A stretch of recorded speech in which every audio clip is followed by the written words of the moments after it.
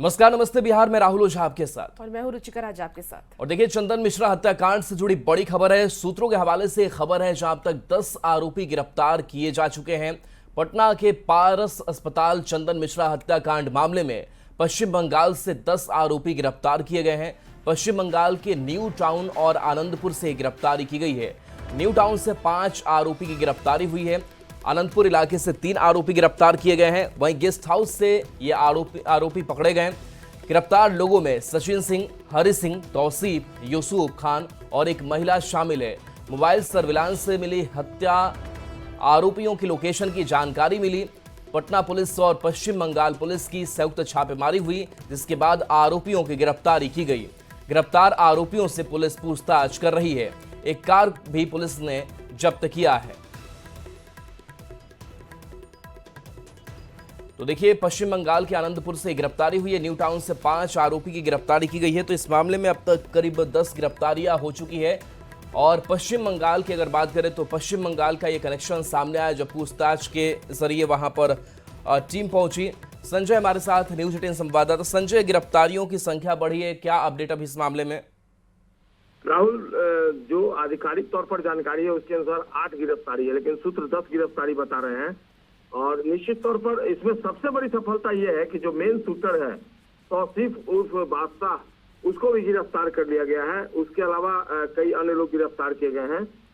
सचिन सिंह, हर्ष उर्फ हरीश कुमार, भीम कुमार और एक महिला जिसका नाम नहीं बताया जा सकता, उसको भी अरेस्ट किया गया है। और सबसे बड़ी सफलता यह कि तौसीफ उर्फ बादशाह, जिसका सीसीटीवी फुटेज में सबसे आगे पिक्चर आया है, हाथ में पिस्टल लेकर, वो सबसे लास्ट में निकला था, उसको पुलिस ने अरेस्ट कर लिया है। उसका मौसेरा भाई है निशु खान, तो उसकी भी गिरफ्तारी हो गई है। दरअसल घटना के 2 दिन पहले शूटरों को पारस हॉस्पिटल निशु खान ही ले गया था और कमरा नंबर 2009 भी उसी ने दिखाया था जहां चंदन मिश्रा का इलाज चल रहा था। उसने ही पारस में घुसने और भागने की रेकी कराई थी।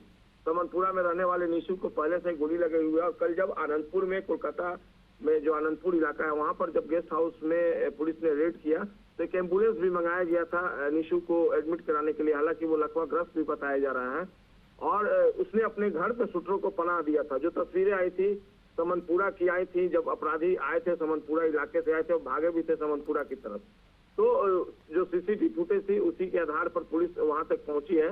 और सबसे बड़ी बात है कि जो मेन शूटर है बादशाह, तौसीफ उर्फ बादशाह, उसके परिजनों को जब पुलिस ने अरेस्ट किया तो उन्होंने ही जानकारी दी कि बादशाह गया से बढ़ी होते हुए हजारीबाग, फिर रांची और उसके बाद वो कोलकाता भाग गया। और इसी आधार पर पुलिस ने कार्रवाई की है। न्यूज 18 ने कल ही चलाई थी कि 5 लोगों को कल सुबह में गिरफ्तार किया गया। रात में 3 और गिरफ्तारियां, 8 आधिकारिक तौर पे जानकारी कि 8 लोगों को गिरफ्तार किया गया है।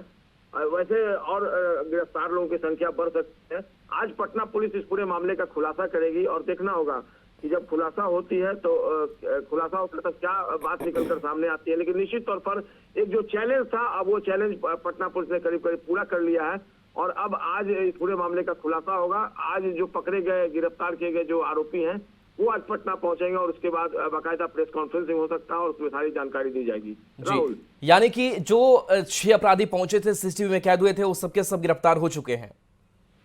करीब करीब उसमें जो नाम आ रहे हैं उसके अनुसार उनकी गिरफ्तारी हुई है। हालांकि जो मेन शूटर है उसके बारे में कंफर्म है तौसीफ उर्फ बादशाह, और उसका एक कजन है निशु, जिसने रेकी करवाई थी, जो समनपुरा इलाका, बिल्कुल पारस हॉस्पिटल जहाँ ये हत्याकांड हुआ था उससे सटा हुआ इलाका है, तो उसकी भी गिरफ्तारी हो गई है। एक महिला को भी गिरफ्तार किया गया है।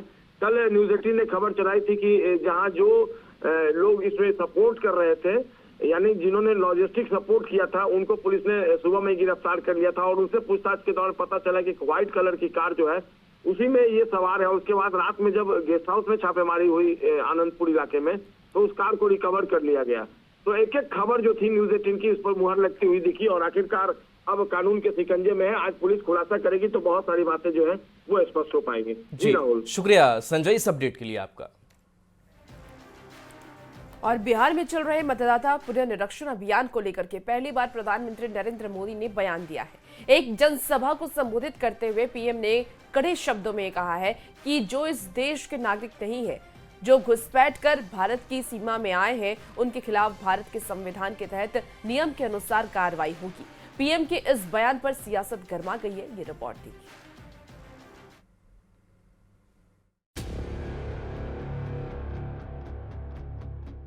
जो भारत का नागरिक नहीं है, जो घुसपैठ करके आया है, उसके साथ न्याय सम्मत कार्रवाई होती रहेगी।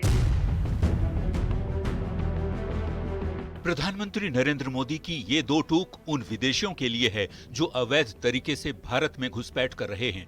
शुक्रवार को बिहार और बंगाल दौरे पर पीएम मोदी ने विपक्ष पर जमकर निशाना साधा।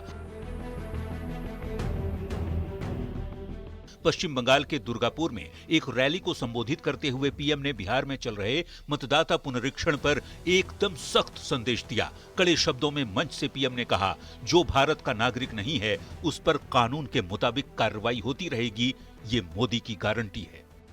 जो भारत का नागरिक नहीं है, फिर से सुन लीजिए, जो भारत का नागरिक नहीं है, जो घुसपैठ करके आया है, उसके साथ भारत के संविधान के तहत न्याय सम्मत कार्रवाई होती रहेगी।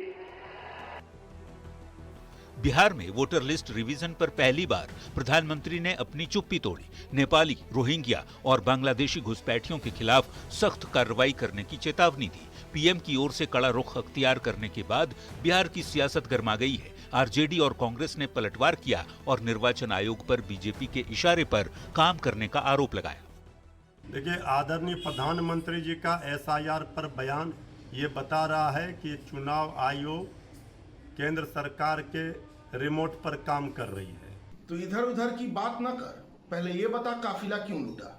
प्रधानमंत्री जी ये बताएं कि विदेशी लोग आके भारत में बस कैसे गए, आप कर क्या रहे थे, और पिछले 11 सालों से उन्हें निकालने के लिए आप ट्रंप चाचा की अनुमति का इंतजार कर रहे थे क्या? कब का निकाल देना चाहिए। बिहार में सत्तारूढ़ जनता दल यूनाइटेड और भारतीय जनता पार्टी ने पीएम मोदी के बयान का समर्थन किया है। कड़े शब्दों में घुसपैठियों को चेताया कि बिहार में अनधिकृत रूप से रह रहे या फिर जिनका नाम बिहार के वोटर लिस्ट में शामिल है, उनके खिलाफ कड़ा एक्शन लिया जाएगा। जो भारत का नागरिक नहीं है उस पर कानूनी रूप से कार्रवाई होगा। कोई भी अनाधिकृत व्यक्ति, कोई भी घुसपैठिया कैसे भारत का नागरिक हो सकता है। साफ है कि चुनाव आयोग की एसआईआर कार्रवाई पर प्रधानमंत्री नरेंद्र मोदी जी ने मुहर लगा दी है, क्योंकि यह कार्य कोई राजनीतिक दल नहीं कर रहा है बल्कि चुनाव आयोग करवा रहा है। पिछले दिनों निर्वाचन आयोग के सूत्रों ने ये बात कही थी कि मतदाता पुनरीक्षण अभियान में बिहार में बड़ी संख्या में विदेशी मतदाता मिले हैं। नेपाल, म्यांमार और बांग्लादेश के लोगों के पास भारतीय दस्तावेज मिले हैं। हालांकि फिलहाल इनकी जांच की जा रही है। देखना होगा क्या सच्चाई निकलकर सामने आती है। पटना संवाददाता विनीता मिश्रा के साथ ब्यूरो रिपोर्ट, न्यूज़ 18। बिहार में इसी साल विधानसभा का चुनाव है और चुनाव से पहले राजनीतिक पार्टियां युवाओं को अपने पाले में लाने के लिए सरकारी नौकरी और रोजगार के वादे से लुभाने की कोशिश कर रही है। कांग्रेस ने भी रोजगार मेला का आयोजन किया, युवा वोटरों को साधने की कोशिश की, लेकिन इस पर खूब राजनीति भी हो रही है। रिपोर्ट दिखाते हैं।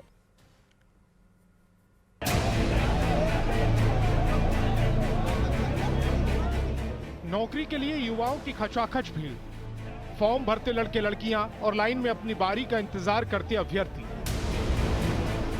ये तस्वीर पटना के ज्ञान भवन की है, जहां शनिवार को कांग्रेस की ओर से रोजगार मेला लगाया गया। चुनावी साल में नौकरी और रोजगार सबसे बड़ा मुद्दा है, लिहाजा हजारों की संख्या में युवा नौकरी के लिए कांग्रेस के रोजगार मेला पहुंचे, जो ज्वाइनिंग लेटर मिलने के बाद काफी खुश नजर आए। जी सर, सेफ्टी ऑफिसर का मिला है। हम आए हैं नरकटियागंज की तरफ से, वहाँ पे लंगरा से गांव से, और ये सेफ्टी ऑफिसर का 22,000 का सैलरी है, रूम रेंट सब है, पुणे में है। बिहार नहीं बल्कि बाहर 15-20 हजार की नौकरी मिलने पर भी बिहार के युवा खुद को खुशनसीब समझ रहे हैं। इसी साल विधानसभा चुनाव होने वाले हैं। सीएम नीतीश ने अगले 5 साल में 1 करोड़ युवाओं को सरकारी नौकरी और रोजगार देने का वादा किया है। सत्ताधारी एनडीए के नेता विरोधियों से पूछ रहे हैं कि चुनावी साल में ही कांग्रेस को नौकरी बांटने की याद क्यों आई, जबकि मौजूदा सरकार में ही सीएम नीतीश करीब 50 लाख से ज्यादा युवाओं को नौकरी और रोजगार दे चुके हैं। बिहार में अपनी राजनीतिक जमीन को विस्तार देने की कवायद में वही कांग्रेस पार्टी रोजगार मेला का आयोजन कर फिर से युवाओं को दिग्भ्रमित करने का प्रयास कर रही है। सत्तारूढ़ दल के नौकरी वाले दाव का कार्ड खोजने में विपक्ष लगा हुआ है। नेता प्रतिपक्ष तेजस्वी यादव और राहुल गांधी भी जॉब के मुद्दे पर युवा वोट बैंक को साधने की जुगत में। आरजेडी नौकरी देने का वादा कर रही है तो कांग्रेस रोजगार मेला के जरिए नौकरी बांटने की कोशिश।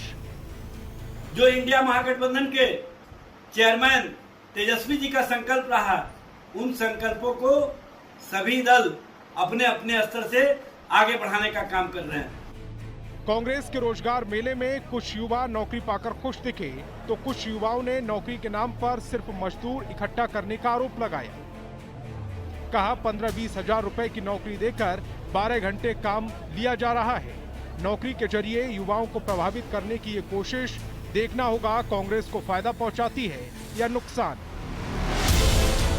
पटना संवाददाता रवि एस नारायण के साथ ब्यूरो रिपोर्ट, न्यूज़ 18। बढ़ते हैं अगली खबर की ओर। बिहार में बिजली क्रांति पर सियासत देखिए अब करवा गई है। चुनावी साल में 125 यूनिट फ्री बिजली की घोषणा के बाद क्रेडिट लेने की होड़ मच गई है। आरजेडी कह रही है कि लालू जब केंद्र में मंत्री थे तब बिहार में बिजली आई, जबकि जेडीयू कह रही है कि सीएम नीतीश ने बिहार को अंधकार से निकाला और लालटेन काल से लोगों को छुटकारा दिलाया। ये रिपोर्ट देखिए।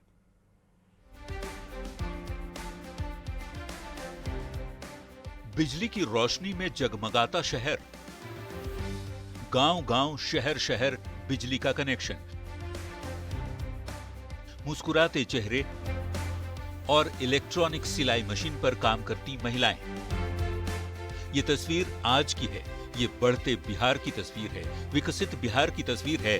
एक दौर था जब बिहार में किसी कोने में कुछ देर के लिए ही बिजली आती थी तो लोग तालियां बजाते थे, खुशी से झूम उठते थे। लेकिन अब ये आम बात है, क्योंकि मुख्यमंत्री नीतीश कुमार के नेतृत्व में डबल इंजन वाली एनडीए की सरकार बिजली 24 घंटे दे रही है और अब तो बिजली मुफ्त में भी दे रही है। देखिए, बिजली का जितना सवाल है ना, 2015 में नीतीश कुमार ने, इफ आई करेक्टेड रिमेंबर, 15 अगस्त को अनाउंसमेंट किया था कि अगर मैं घर घर बिजली नहीं पहुंचाऊंगा तो वोट मांगने नहीं आऊँगा। तो उसमें वो इलेक्ट्रिसिटी उन्होंने दिया। वो थर्ड जो टेन्योर था 15 से 20 वाला, वो इलेक्ट्रिसिटी के लिए जाना जाता है।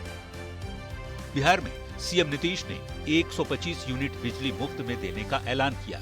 लोग इसे किसी क्रांति से कम नहीं देख रहे। किसान मोटर पंप से खेत में पानी पटा रहे हैं। ये तस्वीरें एहसास दिला रही हैं कि बिहार ने बिजली के क्षेत्र में बदलाव की एक लंबी उड़ान भरी, जो बेहद सुकून देने वाला है। बीजेपी और जेडीयू के नेता एनडीए सरकार की पीठ थपथपा रहे हैं। ये सबसे बड़ा काम किया गया कि 125 यूनिट बिजली फ्री किया गया और ये आम लोगों के लिए किया, गरीबों के साथ साथ सबके लिए किया गया। ये एक दिन का प्रयास नहीं बल्कि 20 सालों की मेहनत है। सोने पर सुहागा तो तब हुआ जब चुनावी साल में सीएम नीतीश ने 125 यूनिट बिजली फ्री में देने की घोषणा की। हालांकि इस पर भी सियासत खूब हो रही है। आदरणीय लालू प्रसाद जी केंद्र सरकार में मंत्री थे, बिहार को जितना राशि दिया गया, बिहार जितना ऊर्जा के क्षेत्र में काम कराया गया, वो उसका देन है। चुनावी साल में सियासत होनी लाजमी है। हालांकि ये सच्चाई है कि बिहार में गांव-गांव, शहर-शहर, घर-घर तक बिजली पहुंची है। देखना होगा बिहार चुनाव में बिजली क्रांति से किसे फायदा पहुंचता है और किसे नुकसान। पटना संवाददाता आनंद अमृतराज के साथ ब्यूरो रिपोर्ट, न्यूज़ 18। और पटना से बड़ी खबर, जहां गंगा खतरे के निशान से ऊपर बह रही है। Flood control and drainage Ganga zone के अनुसार राजधानी के सभी घाटों पर गंगा का जलस्तर खतरे के निशान से ऊपर है। गांधी घाट पर जलस्तर 50.29 मीटर पहुंच गया है और हाथीदह में 41.89 मीटर, जो खतरे के निशान से ऊपर है। दीघा घाट पर भी जलस्तर खतरे के निशान के करीब है। गंगा की सहायक नदियों में भी जलस्तर में लगातार बढ़ोतरी देखी जा रही है और नदियों के बढ़ते जलस्तर को लेकर के लगातार प्रशासन की टीम की तरफ से जायजा भी लिया जा रहा है। मुख्यमंत्री नीतीश कुमार भी पहुंचे थे, लेकिन गंगा खतरे के निशान से ऊपर और ऐसे में लोगों को सावधान रहने की भी बात कही गई है।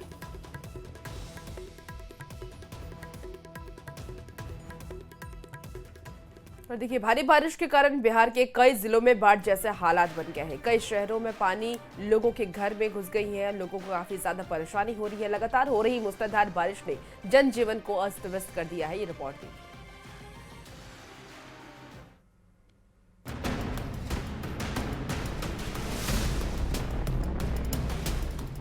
बिहार के कई जिलों में भारी बारिश से हाहाकार मचा है। पटना में भी गंगा नदी का जलस्तर लगातार बढ़ रहा है। गांधी घाट और हाथीदह में जलस्तर खतरे के निशान को पार कर चुका है, जिससे तटवर्ती इलाकों में बाढ़ का खतरा मंडराने लगा है। इसे लेकर सीएम नीतीश कुमार ने भी गंगा के बढ़ते जलस्तर का जायजा लिया। मुख्यमंत्री ने गांधी घाट से दीघा घाट तक गंगा के बढ़ते जलस्तर का जायजा लिया। सीएम ने अधिकारियों को हर परिस्थिति पर नजर रखने के साथ ही कई जरूरी निर्देश भी दिए। बेगूसराय में भी गंगा में कटाव के चलते एक तरफ बाढ़ जैसे हालात हैं तो दूसरी तरफ प्रशासन की ओर से किए जा रहे कटाव निरोधी काम को लेकर लोगों में आक्रोश है। बाढ़ से डरे लोग प्रशासन के कटाव निरोधी काम से नाखुश हैं और विभाग पर कटाव निरोधी काम में लापरवाही का आरोप लगा रहे। जनता जो गिर रहे जहाँ जाए लेना कहे काम करबे कहे जबरदस्ती रंगदारी टैक्स मांगे चाहो। अब एकरा पर तो कार्रवाई की छै नहीं छै जानते जनता है। कौन कौन गाँव प्रभावित है? प्रभावित है अयोध्या, बदलपुरा, मधुरापुर, ये सब आर कौन।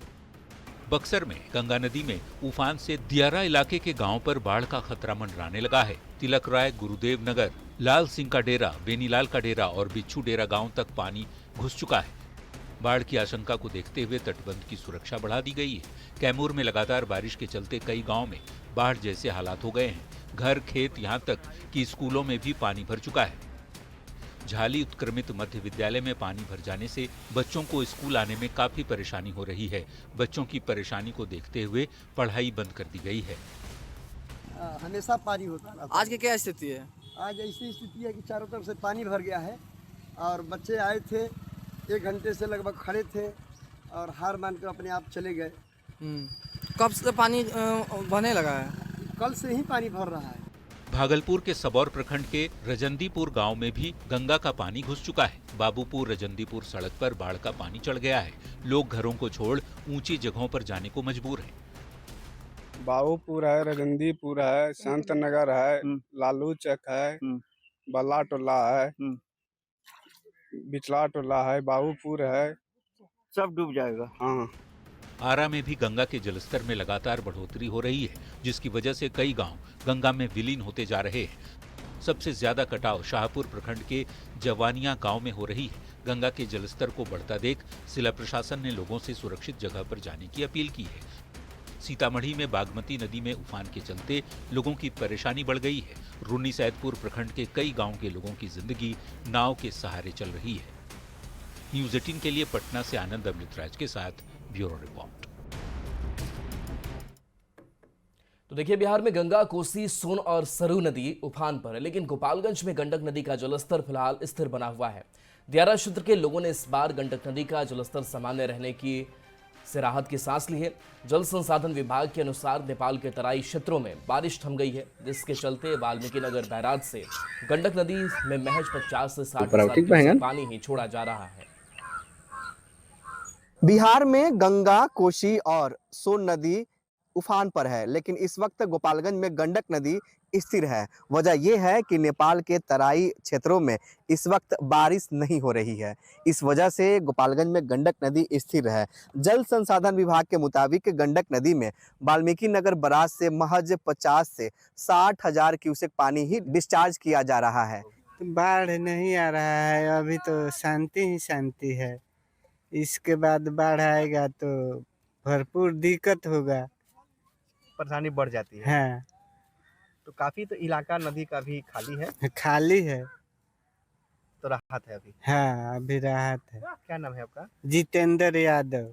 ये गोपालगंज के जादोपुर दुखरन गांव के पास गंडक नदी की तस्वीर है, जहां पर गंडक नदी का आधा से अधिक हिस्सा सूखा पड़ा हुआ है। वजह यह है कि नेपाल में भी बारिश नहीं हो रही है और नेपाल में बारिश नहीं होने की वजह से गंडक नदी के जल स्तर अभी सामान्य से नीचे है। और जल संसाधन विभाग की माने तो गंडक नदी के जलस्तर में वृद्धि तभी हो सकती है जब नेपाल के तराई इलाकों में बारिश हो सकती है, लेकिन इस वक्त गंडक नदी सामान्य से नीचे है और इलाके के जो लोग हैं वो खुश नज़र आ रहे हैं, क्योंकि इस बार अभी बाढ़ की आहट नहीं है। हालांकि जल संसाधन विभाग एहतियातन सभी तटबंधों पर निगरानी बनाए हुए है और आने वाले बाढ़ की संभावना को लेकर अलर्ट मोड में है। गोविंद कुमार, न्यूज 18, गोपालगंज। खबर रोहतास से है, जहां डेहरी में इंद्रपुरी जल संसाधन विभाग के अंतर्गत नवनिर्मित पश्चिमी सोन संयोजक नहर की दीवारें टूटने से विभाग में देखिए हड़कंप मच गया है। नहर की दीवार टूट जाने से पूरा पानी नवाडीह और उसके आसपास के गांव के खेतों में चल जाने के कारण सैकड़ों एकड़ में धान की रोपनी वाला फसल तबाह हो गया है। तस्वीरें भी टीवी स्क्रीन पर आपको इस वक्त दिखा रहे हैं, जहां देखिए स्थानीय लोगों ने निर्माण में धांधली का आरोप भी लगाया है। वहाँ का पानी का जो प्रेशर था, तो जो पानी जाना था इस रास्ते से जाना था, तुतला साइड वाला पानी को, तो यहाँ पे जाम रहा और वहाँ पे इन लोगों ने बंद किया। अब बंद किया तो अब उसका प्रेशर आया तो यहाँ आकर के दीवार तोड़ दिया। दीवार जबकि टूटना नहीं चाहिए था। आप देख सकते हैं 14 का मसाला का इन लोगों ने प्रयोग किया है। आप देखेंगे तो इसी कहीं से बालू इन लोगों ने लाया नहीं है। कंस्ट्रक्शन के समय बालू कब आया? बालू इसी जगह का, इसी नहर से निकाल करके आधा मिट्टी आधा बालू करके आप देख सकते हैं ये दीवार, मतलब अपना गवाही खुद से ये दीवार दे रहा है। आरा में लगातार गंगा नदी और सोन नदी के जलस्तर में बढ़ोतरी हो रही है, जिसके कारण एक बार फिर से बाढ़ का खतरा मंडराने लगा है। गंगा नदी के जलस्तर में लगातार हो रहे वृद्धि के कारण गंगा नदी खतरे के निशान से अब कुछ सेंटीमीटर नीचे रह गई है। वहीं कई गांव गंगा के कटाव की चपेट में आ गए हैं, जिसके कारण लोगों में काफी भय का माहौल है। वहीं जिला प्रशासन लगातार माइकिंग के माध्यम से लोगों को सतर्क रहने के लिए जागरूक कर रहा है। पानी में जाने से बच्चे, क्योंकि गंगा नदी के जलस्तर में वृद्धि के कारण आसपास के गड्ढा में पानी भर गया है, जिस कारण पानी का अंदाजा नहीं हो पाता है एवं डूबने की आशंका। फिलहाल रुकते छोटे से ब्रेक के लिए चल रहा है।